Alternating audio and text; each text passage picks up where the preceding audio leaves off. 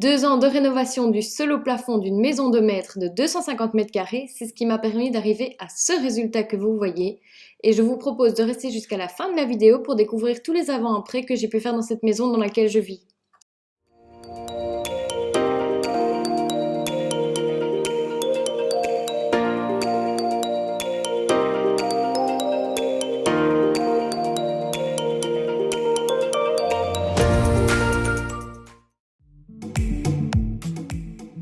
Bonjour à tous, j'espère que vous allez bien.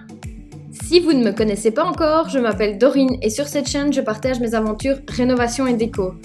Dans cette vidéo, je vais vous partager quelques avant-après de la rénovation de ma maison de maître que j'ai terminée en 2017 et qui m'a pris, oui, plus de 2 années. Si vous découvrez mes vidéos à l'instant, nous venons de faire l'acquisition d'une toute nouvelle villa que nous sommes en train de rénover et je vais vous mettre d'ailleurs en point info la vidéo concernant ce nouveau projet. N'hésitez pas à aller la voir et n'hésitez pas à vous abonner et à activer la petite cloche pour suivre toutes les aventures. Pour commencer, cette maison est une maison de famille que j'ai commencé à rénover en 2014 et que j'ai terminée en 2017 plus ou moins, soit un peu plus de 2 années. En voyant ces quelques photos, je me rappelle à quel point cette maison me faisait peur, probablement à cause de ses hauts plafonds et de la déco très froide qu'il y avait à l'époque. Dans cette vidéo, je ne vais pas rentrer dans tous les détails de la rénovation ni même de la décoration, mais dites-moi en commentaire si cela vous intéresse que je fasse des vidéos précises pour certaines pièces en particulier, par exemple un home tour de la cuisine avec l'organisation des placards, etc. ou peut-être du dressing, enfin, comme vous voulez, dites-moi juste en commentaire.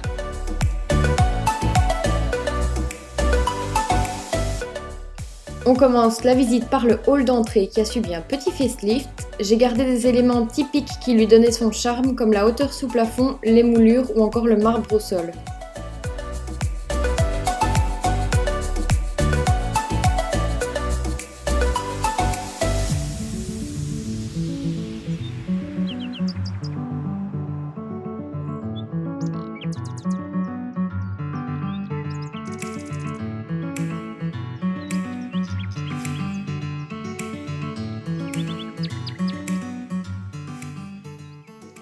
Le salon et la salle à manger, quant à eux, ont subi des transformations plus importantes. La hauteur sous plafond a été modifiée pour donner un aspect plus chaleureux à cet espace. Le sol a été changé, mais les pièces ont toutes les deux gardé leur fonction.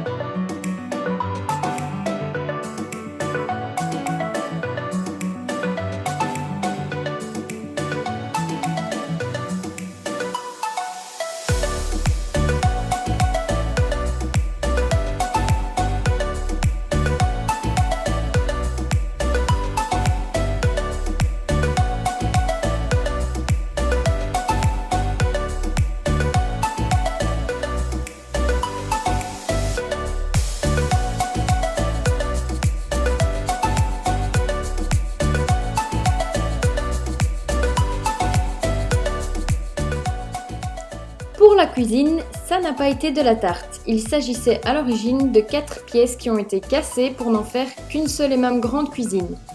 Il y avait des toilettes, un couloir, une toute petite cuisine et un espace détente qui était bien trop grand comparé au reste. Il a fallu pas mal d'imagination pour la transformer en une cuisine conviviale, mais le pari est plutôt réussi.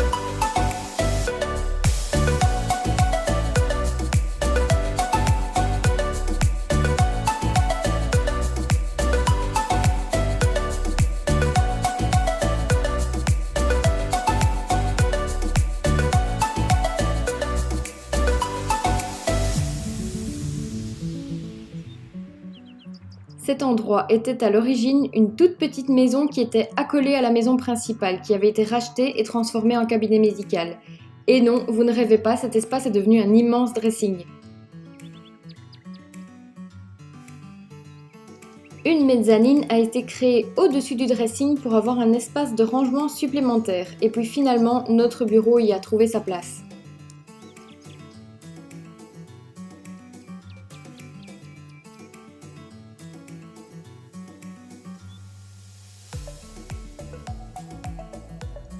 Le jardin n'est vraiment pas très grand, à peine plus d'une soixantaine de mètres carrés. J'ai voulu réhabiliter ce jardinet et le transformer en un espace où il fait bon vivre et recevoir l'été. L'ancien étang a été rebouché et a cédé sa place à une belle terrasse en bois pour y accueillir les convives. Un espace barbecue a été créé ainsi qu'une zone pour y mettre un jacuzzi. Comme quoi, même le plus petit des jardins, avec un peu de réflexion, peut avoir tout d'un grand.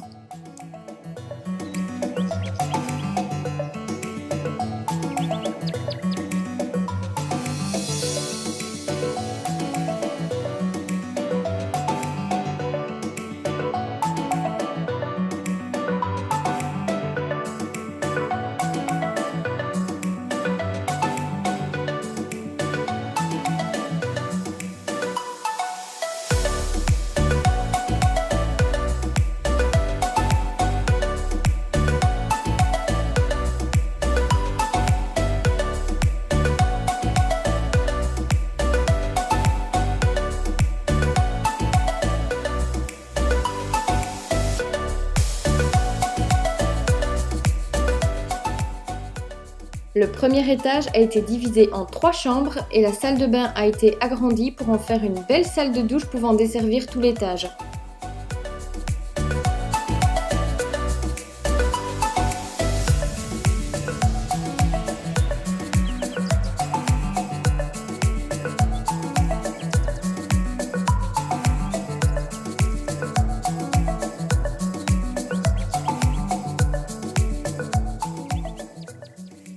Le deuxième étage, qui était un grenier, a été réhabilité pour le transformer en suite parentale. La moitié s'est transformée en une belle et grande chambre, y est annexée une zone dressing ainsi qu'une salle de bain complète avec douche à l'italienne en galets, baignoire encastrée et double vasque.